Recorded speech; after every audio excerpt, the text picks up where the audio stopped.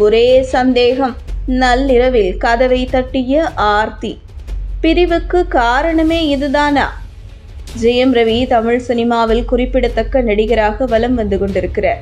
கடந்த சில மாதமாக அவரும் அவரது மனைவியும் விவாகரத்து செய்ய போவதாக செய்திகள் வெளிவந்த நிலையில் ஜெயம் ரவி எக்ஸ் தள பக்கத்தில் ஆர்த்தியுடனான திருமண வாழ்க்கையிலிருந்து விலகுவதாக அதிகாரப்பூர்வமாக அறிவித்திருந்தார். இந்த செய்தி திரைத்துறையினரை மட்டுமல்லாமல் அவரின் ரசிகர்களையும் அதிர்ச்சியில் ஆழ்த்தியுள்ளது. இதுகுறித்து வலைபேச்சு அந்தணன் யூடியூப் சேனல் ஒன்றுக்கு பேட்டி அளித்துள்ளார். அதில் ஆர்த்திக்கு ஜெயம் ரவி மீது வந்த சந்தேகம்தான் ஜெயம் ரவி இப்படி ஒரு முடிவை எடுக்க காரணம் என கூறியுள்ளார். ஜெயம் ரவியை ஆர்த்தி சந்தேகப்பட்டதால் திடீரென படப்பிடிப்புக்கு வருவது, வெளியூர் படப்பிடிப்பில் இருந்தால் செல்லாமல் திடீரென நள்ளிரவில் வந்து கதவை தட்டி ரூமுக்குள் வேறு யாராவது இருக்கிறார்களா என தேடுவது என ஆர்த்தி ஜெயம் ரவியை தொடர்ந்து கண்காணிக்க ஆரம்பித்துள்ளார். அந்த சந்தேகத்திற்கு காரணம் என்ன என்று தெரியவில்லை.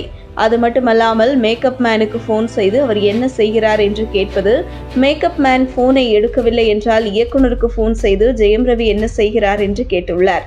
இது எல்லாம் ஜெயம் ரவியின் காதுக்கு வரும்போது நாம் என்ன சிறை கைதியா என வேதனைப்பட்டிருக்கிறார். இதையெல்லாம் தான் ஆர்த்தி மீது வெறுப்பு வருவதற்கு காரணம். இருந்தாலும் குழந்தைகள் இருப்பதால் குழந்தைகளுக்காக விட்டு கொடுத்து வாழ்ந்து விடலாம் என முடிந்தவரை ஜெயம் ரவி முயற்சி செய்தும் ஆர்த்தி புரிந்து கொள்ளவில்லை. இவர்கள் பிரியக்கூடாது என இரண்டு குடும்பமும் எவ்வளவு முயற்சி செய்து பேசி பார்த்தும் அது சரிப்பட்டு வராததால் வேறு வழி இல்லாமல் ஜெயம் ரவி இந்த முடிவை எடுத்திருக்கிறார். ஜெயம் ரவி வேறு ஒரு நடிகையை காதலிக்கிறார், அதான் இந்த முடிவை எடுத்தார் என்றால் அப்படி எதுவும் இல்லை. பொன்னியின் செல்வன் படத்தில் நடித்த போது நடிகை சோபிதாவை காதலிப்பதாக கிசுகிசு வந்தது. ஆனால் இப்போது அவருக்கு நாக சைத்தன்யாவுடன் நிச்சயம் நடந்திருப்பதால் அதுவும் பொய்யாகிவிட்டது. ஜெயம் ரவி ஆர்த்தி பிரிவுக்கு முக்கிய காரணமே அடிப்படை ஆதாரம் இல்லாத சந்தேகம்தான். ஜெயம் ரவியின் குடும்பம் சினிமாவில் திறமையானவர்கள். அவர்கள் இயக்கும் படத்தில் ஜெயம் ரவி நடித்த படங்கள் எல்லாம் ஹிட். ஆனால் மாமியார் எடுக்கும் படங்கள் தொடர்ந்து தோல்வியடைந்து வருகிறது. அதற்கு காரணம் ஜெயம் ரவி கதை கேட்பது இல்லை.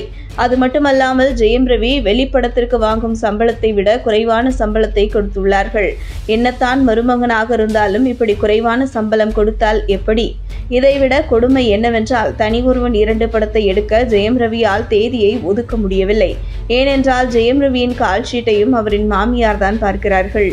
நம்மை உருவாக்கிய அண்ணனுக்கு தேதியை கூட ஒதுக்க முடியவில்லையே என்கிற வருத்தம் ஜெயம் ரவிக்கு உள்ளது.